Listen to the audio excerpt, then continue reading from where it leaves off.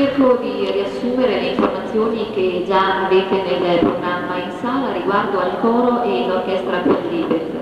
I componenti del coro provengono da una pluriennale esperienza come artisti del coro, mentre l'orchestra è costituita esclusivamente da professori d'orchestra, professionisti altamente qualificati. Il nome Quadriped è un termine latino che in musica si riferisce ad una composizione di carattere scherzoso, consistente nella contrapposizione di melodie sacre o profane diverse sia per il tono del testo sia per la musica. Il maestro Emanuele Pedrini è direttore artistico e musicale di entrambi i complessi.